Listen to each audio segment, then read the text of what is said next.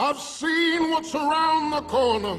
I've seen what's over the horizon. And I promise you, you just have nothing to celebrate. Absolutely nothing to celebrate. That clip was from the Boondocks by Aaron McGruder. Welcome to Off 63rd. I'm Garrard McClendon. Decades after the Reverend Dr. Martin Luther King Jr. transitioned from agitator to martyr, we ask, are men stepping up to the plate? Are we to blame for the misguided behaviors of today's boys? Obscene language, tilted hats, sagging pants, and modern-day minstrels? I want to hear from you right now. Give me a call, 773-487-3630. Let's chart out a strategy because we have to do better. This is Off 63rd, Chicago, from the beach to the burbs.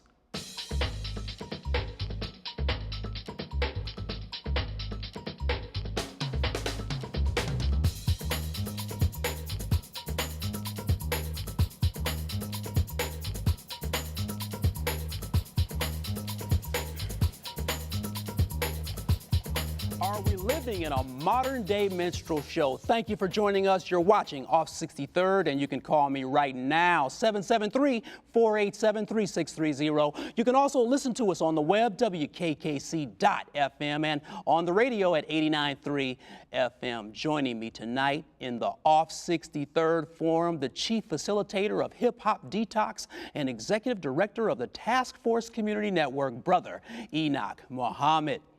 Also with us tonight, founder and managing editor of Truth Be Told News Service and MG Media, Mr. Carl West.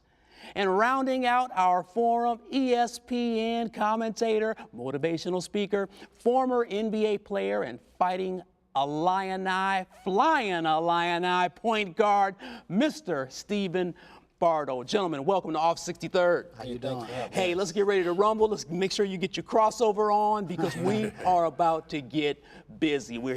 Just heard that clip, gentlemen, from the Boondocks. Aaron McGruder. You talk about satire at its finest. Some people have likened Aaron McGruder to like a modern day Mark Twain. He speaks his mind through animation. But let's talk about black boys and boys in general. Have we lost our way? Why are boys so misguided in the new millennium? Carl West, start us off, man. What's up, man? Well, I'm always going to be of the point that we have a section of little black boys who are definitely lost and misguided, and the sole responsibility for that misguided behavior of young black boys, of course, is the lack of men, the lack of manhood, the lack of fathers that are directly impacting their lives. So, we have that issue, but we don't want to, look at that as being, I think, the norm. I don't want to look at it as being a norm. I hear statistics, but I'm not always in favor of those statistics because I think that the average man who has children are definitely at least attempting to do the right thing. Okay. Oh, okay. Brother Carl, and I want to talk about some of these statistics a little bit later because I'm glad you brought up the S word because so often things are jaded according to media. And we're going to talk about mass media as well. Brother Enoch Muhammad, talk to us, man. Boys being misguided. We see them on the street corners. We see sometimes rampant misbehavior.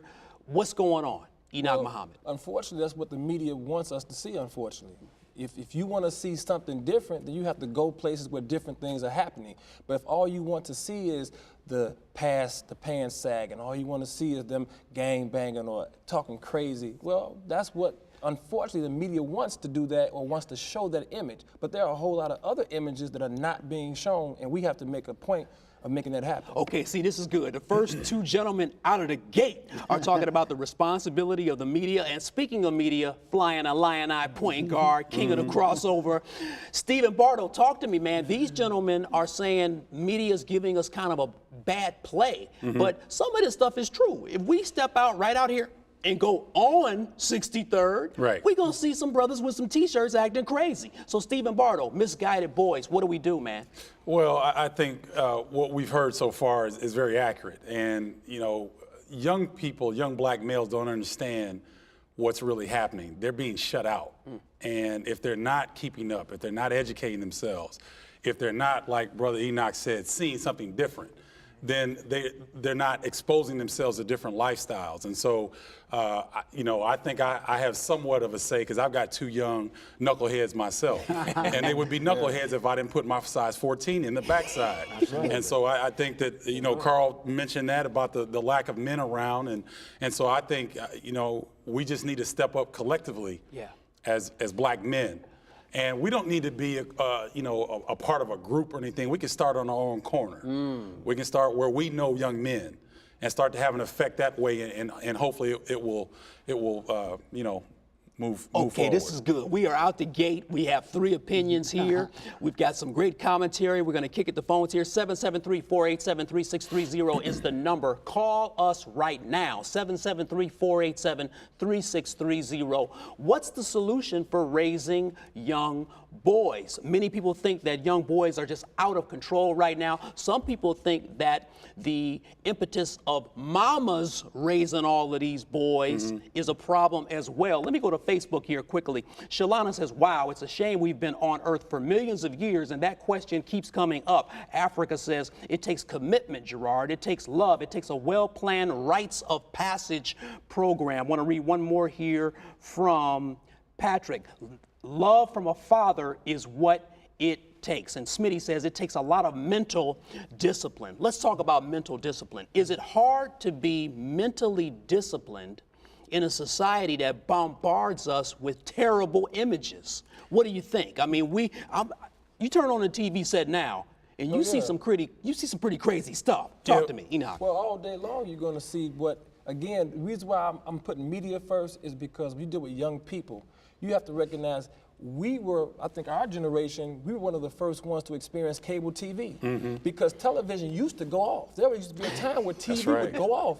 The children don't know anything about that. Yeah. And so our generation, we experienced 24/7 television, imaging, messages. Okay, well, what do you do with those messages? Do you know how to detox them? Do you know how to break those messages down so that you do not follow the wrong thing? And unfortunately, the generation before this generation, if you look at the 3 male figures, and I'm going to use the negative. I don't want to say negative, but just use the buck wild image. If you look at, quote unquote, the Lil Wayne Gucci Mane, and look at their uncle, Rick James, and then look at who's a good blues, Clarence Carter or the Oochie Coochie Man or whoever you want to pick. I be stroking. Yeah. But if you look at those, that's the same frequency, the same energy. But then on the opposite end, okay, you say you had Dr. King and Malcolm X. Well, what happened after that? Oh, the legacy. So the qualities of good legacy didn't necessarily transcend. Before I go to phone, Stephen Bartow, you had a comment concerning media and the raising black boys. Well, I just think that, young people, they are looking at what they want to look at. And young black males are listening to Lil Wayne. They're listening to Kanye. And if I could commission some brothers to develop a curriculum around rap music, these brothers would be much better off in school. They don't relate to anything that they're being taught. And so if they could make education relate to these young black males, I think that they would feel a little bit more comfortable, a little bit more enfranchised, and I think that they would do better. I'm coming to you, Carl, after the phone call. It's interesting what you just said. I taught school for 17 years, and there was a young man who came to school on a Monday and didn't have his assignment completed.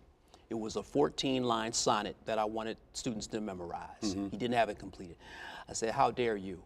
You memorize an 800-word rap lyric in a weekend. So what happened to 14 lines? So it's a matter of priority, and I want to get to that shortly. Dwayne, you're on the phone. Dwayne, thanks for calling off 63rd. What's on your mind, Dwayne?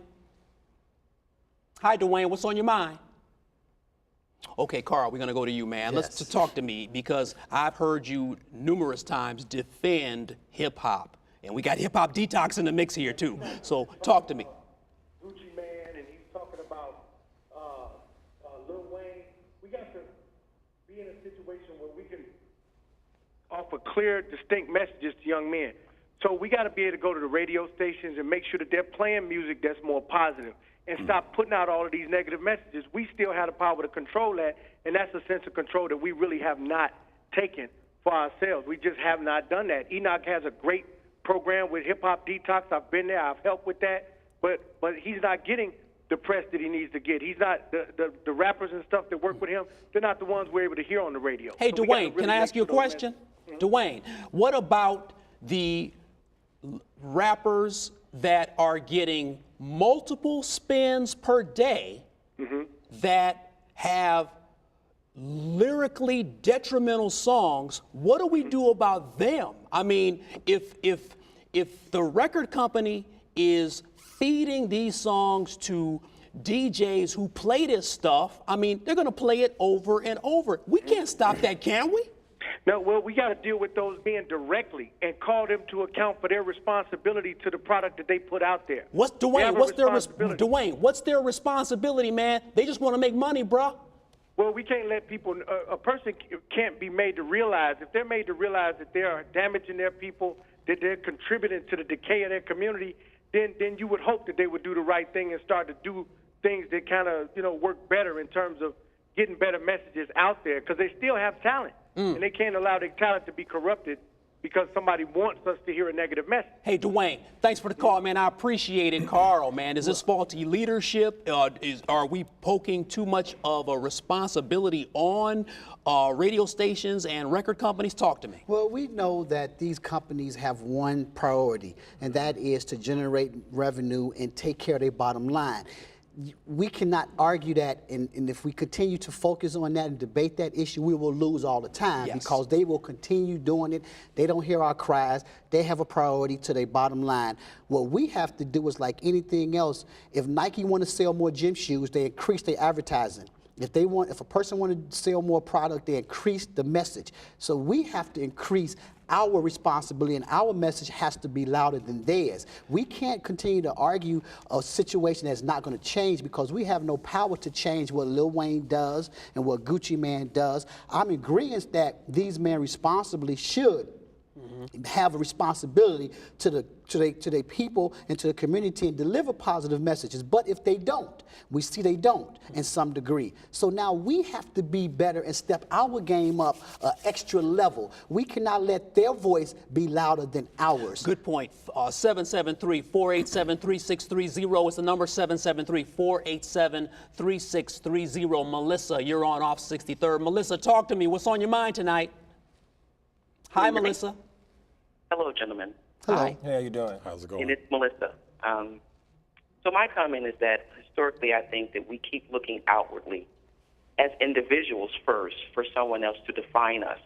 When you do not know who you are, you'll follow anything because you're not clear. Personally, I think it's for your parents first to research who we are. We just didn't get here in the past 100 years. We were somebody before we came here. So people who are lost will follow anyone.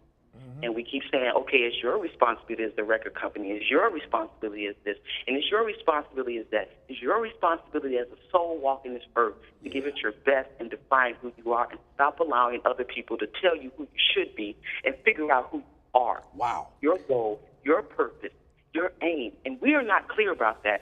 All we have is a bunch of lost children, men and women, not just the black men. The black men take it too hard. Black women assisted in this situation. We raise the children. We bear the children. We are the hand that rocks the cradle. The first delivery of information is given from me, the woman. This is who you are, son. This is who you are, daughter. Those children don't know that. I'm not angry at them. I just wish that we had more adults, more people, not Jesse Jackson, nothing against the brother, not Tyler Perry, nothing against the brother.